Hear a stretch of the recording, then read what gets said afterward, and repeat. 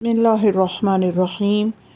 جیسا کہ آپ سب جانتے ہیں کہ ماہ شوال جو ہے یہ امام جعفر صادق علیہ السلام کی شہادت سے منسوب مہینہ ہے، اور ہم اپنے ائمہ کے بارے میں مکمل طور پر تو نہیں جان سکتے، لیکن ہم یہ زیادتی کر جاتے ہیں کہ ہم سوائے چند ائمہ کے تمام ائمہ کے بارے میں معرفت کے لیے کوشش نہیں کرتے۔ تو اس لیے ہمیں چاہیے کہ ہم اس مہینے میں ماہ شوال میں، چونکہ امام جعفر صادق علیہ السلام کی جو شہادت کی تاریخ ہے وہ دو طرح سے ہمارے پاس روایات سے آتی ہے، ایک 15 شوال ہے اور ایک 25 شوال ہے۔ تو اس لیے ہم شیعان حیدر کرار کو یہ چاہیے کہ ہم ان 10 دنوں کو ایام امام جعفر صادق علیہ السلام کے طور پہ منائیں، اور امام علیہ السلام کے زندگی کے واقعات اور ان کے سیاسی حالات اور ان سب چیزوں کو جانیں کہ جن سے ہمارے دل میں امام کی محبت اور بڑھے، ان کی ولایت کے نور سے ہمارے قلوب، ہمارے اذہان مزید معطر ہوں۔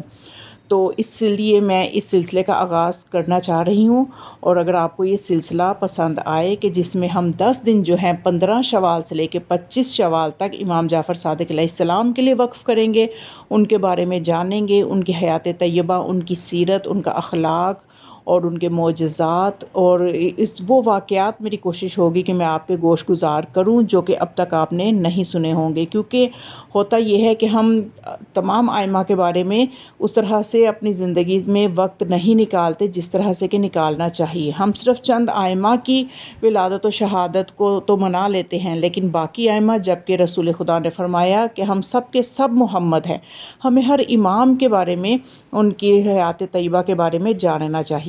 تو لہٰذا یہ جو 10 دن ہیں 15 شوال سے لے کے 25 شوال تک ہم امام جعفر صادق علیہ السلام کے بارے میں جانیں گے اور وقت نکالیں گے۔ اگر آپ کو یہ سلسلہ اچھا لگے تو ضرور مجھے کمنٹ باکس میں بتائیے گا، اور جو سامعین کرام نئے ہیں اس چینل پہ، ضرور چینل کو سبسکرائب کریں تاکہ علوم محمد و آل محمد، ذکر محمد و آل محمد کے پھیلانے میں سب کو اجر و ثواب مل سکے۔ تو میں بتاتی چلوں کہ امام جعفر صادق علیہ السلام کی جو تاریخ ولادت ہے، مختصراً بتا کے میں اس کے بعد معرفت امام کے حوالے سے بہت ہی خوبصورت واقعات سے آپ کے قلوب کو منور کروں گی۔ تو تاریخ ولادت کے حوالے سے اگر بات کریں تو امام علیہ السلام دمۃ الثاقبہ کے مطابق آپ کی تاریخ ولادت 17 ربیع الاول اور 83 ہجری ہے، اور سوموار کا دن، پیر کا دن، اور شہادت جو ہے یہ 15 شوال ہے 148 ہجری میں، اور آپ کا جو جائے مدفن ہے وہ جنت البقیع ہے۔ اور آپ نے امام زین العابدین علیہ السلام اور امام محمد باقر علیہ السلام دونوں اماموں کے ساتھ وقت گزارا، یعنی آپ نے امام زین العابدین علیہ السلام کی شہادت کے وقت آپ کی عمر 12 سال تھی۔ 12 سال آپ نے اپنے دادا امام زین العابدین کے ساتھ گزارے، اور اس کے بعد آپ نے امام محمد باقر علیہ السلام کے زیر سایہ 19 برس رہے۔ تو اس طرح سے امام علیہ السلام کے زمانہ امامت کو بھی اندر شامل کریں تو آپ کی کل عمر جو ہے وہ 65 برس ہے۔ اور آپ کے زمانے کے جو حکمران ہیں، آپ نے شروع میں 3 اموی حکمرانوں یعنی بنی امیہ کے جو 3 حکمران ہیں ان کا زمانہ دیکھا، اور یہ وہ زمانہ تھا کہ جس میں آپ کو اچھا موقع ملا کہ آپ نے علوم محمد و آل محمد کی اشاعت کی، اس کو فروغ دیا، اور آپ نے بڑے اچھے طریقے سے جو آپ کے حصے امامت کا کام آیا تھا اس کو آپ کو انجام دینے کے لیے بڑا اچھا وقت ملا، کیونکہ یہ وہ زمانہ تھا کہ جب یہ اموی حکومت ختم ہو رہی تھی اور بنو عباس جو تھے وہ تختہ حکومت پہ آ رہے تھے، اور ان کی آپس میں چپکلش کا یہ زمانہ تھا۔ تو آخری 3 اموی حکمرانوں کا زمانہ جو تھا یہ آپ کے لیے وہ زمانہ تھا کہ آپ کو وقت مل سکا کہ آپ اپنے دین الہی کی تبلیغ کریں، اور اس لیے ہزاروں کی تعداد میں آپ کے شاگرد جو تھے وہ دنیا میں نظر آنے لگے۔ اس کے بعد بنی عباس کے حکمران، اور آخری جو اموی حکمران ہے وہ ولید ابن یزید ہے جس کے زمانے کو آپ نے دیکھا، اور اس کے بعد جو ہے بنو عباس کے حکمرانوں کا جو زمانہ ہے وہ شروع ہو جاتا ہے، اور اس میں سے جو ابو جعفر منصور ہے اس نے آپ کو زہر دے کے شہید کیا۔ تو امام علیہ السلام کی معرفت کے لیے جو آج پہلی درس میں جو واقعہ آپ کے گوش گزار کرنا چاہ رہی ہوں، بہت ہی خوبصورت واقعہ ہے، اور یہ جو ہے جو واقعہ ہے یہ ہمیں کتاب فضائل اہل البیت میں بھی ملے گا، اور اس کی جو روایت میں راوی کہتا ہے کہ یہ وہ واقعہ ہے، یہ وہ روایت ہے کہ جس کو نجف اشرف میں مسجد انصاری کے ممبر پر آیت اللہ حاج شیخ جعفر شوستری نے نقل کیا تھا، اور واقعہ کچھ اس طرح سے ہے کہ وہ بیان کرتے ہیں کہ انہوں نے کربلا میں ممبر پر لوگوں کے سامنے یہ روایت بیان کی کہ جب منصور نے امام صادق علیہ السلام کو حاضر کیا اور حضرت کو مدینے سے بغداد آنے کو کہا، تو راستے میں دریائے دجلہ کے کنارے جب آپ اترے راستے میں استراحت کے لیے، تو ایک عمر رسیدہ شخص جو کہ آپ کے شیعوں میں سے تھا، اس نے آپ سے ملاقات کی اور کہنے لگا مولا سے کہ مجھے اپنی معرفت کروائیے۔ امام علیہ السلام نے فرمایا کہ کیا تم مجھے پہچاننا چاہتے ہو؟ اس نے کہا کہ ہاں، میں آپ کو مزید پہچاننا چاہتا ہوں، مزید چاہتا ہوں کہ میری معرفت بڑھے آپ کے بارے میں۔ تو پھر امام علیہ السلام نے اپنے اصحاب سے جو کہ آپ کی خدمت میں موجود تھے ان سے فرمایا کہ اس سے دریائے دجلہ میں پھینک دو۔ انہوں نے حضرت کے حکم کی تعمیل کی اور اس شخص کو دریائے دجلہ میں پھینک دیا۔ اس خدا کے بندے نے جب یہ دیکھا تو اس نے شور کرنا شروع کیا اور اپنے ہاتھ پاؤں مارنا شروع کیے، تیرنے لگا کہ کسی طرح سے میں پانی سے باہر آ جاؤں۔ تو بہرحال محنت کر کے وہ باہر آیا، لیکن اسے بہت تعجب ہوا کہ امام نے اس طرح کا حکم کیوں دیا ہے۔ تو امام علیہ السلام نے جب دوبارہ حکم دیا، اس نے پھر سے کہا کہ مجھے آپ کی معرفت کرنی ہے، حاصل کرنی ہے، تو امام نے پھر حکم دیا اسے دوبارہ پانی میں پھینک دو۔ لوگوں نے اسے دوبارہ دریا میں پھینک دیا اور یہ شخص غصے میں آ گیا، آگ بگولا ہو گیا، اور اس کے منہ سے کچھ ایسے کلمات نکل رہے تھے کہ جو کہ انتہائی تعجب آمیز تھے، اور اس مرتبہ بھی وہ مشکل سے ہاتھ پاؤں چلا کے بہرحال دریا سے باہر آ گیا اور امام علیہ السلام کو برا بھلا کہنے لگا، جس کی کہ اس سے ہرگز توقع نہیں تھی۔ پھر امام علیہ السلام نے تیسری مرتبہ اسے جب پھینکنے کا حکم دیا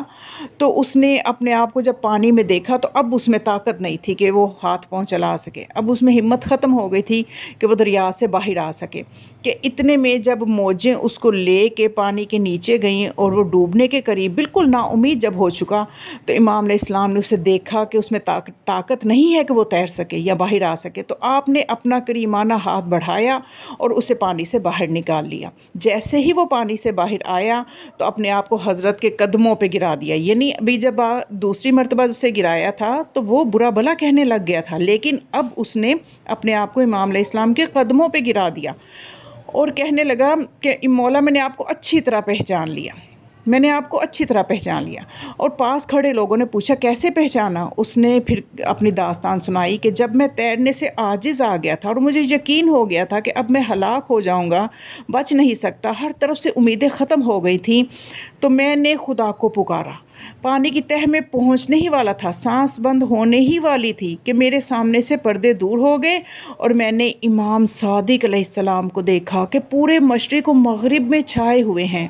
اور آپ کے علاوہ کسی چیز کو میں نے نہ دیکھا، اور حضرت نے مجھے نجات دی اور حضرت نے ہی مجھے یہاں سے باہر نکالا۔ تو یہاں سے ہمیں پتہ چلا کہ جو زمانے کا امام ہوتا ہے اس کا تصرف ایسا ہوتا ہے، چونکہ وہ پورے زمانے کا امام ہے، تمام مخلوقات کا امام ہے، تمام جانداروں کا امام ہے، ذرے ذرے پہ اس کی امامت ہے، اس کی ولایت کا تصرف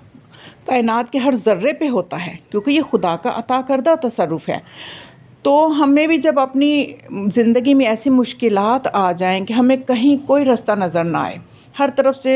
پریشانیاں گھیر لیں، تو ہمیں کیا چاہیے کہ ہم اپنے زمانے کے امام کی طرف رخ کریں، کہ ہم اپنے زمانے کے امام کے تصرف پر ایمان رکھیں، یقین رکھیں اور امام کو بلائیں کہ امام ہماری مدد کر سکتے ہیں ہر طرح کی مشکلات سے نجات کے لیے۔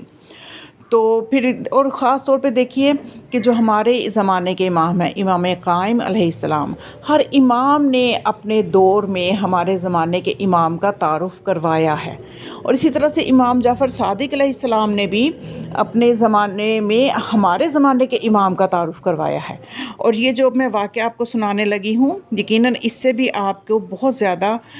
آپ کے ایمان کو اور معرفت کو تقویت ملے گی، اور یہ واقعہ دلائل الامامہ میں بھی ہے، مدینہ المعاجز میں بھی ہے، کہ اس میں راوی یہ روایت کرتا ہے کہ امام جعفر صادق علیہ السلام کی خدمت میں ایک مرتبہ گیا اور میں نے دیکھا کہ آپ کی خدمت میں ایک شخص تھا جو کہ آپ سے یہ عرض کر رہا تھا کہ آپ کا علم کس حد تک ہے اور کس مقدار تک ہے۔ اب یہ دیکھیں کہ امام سے کس طرح کا سوال کیا جا رہا ہے، امام کے علم کا کوئی احاطہ کیسے کر سکتا ہے۔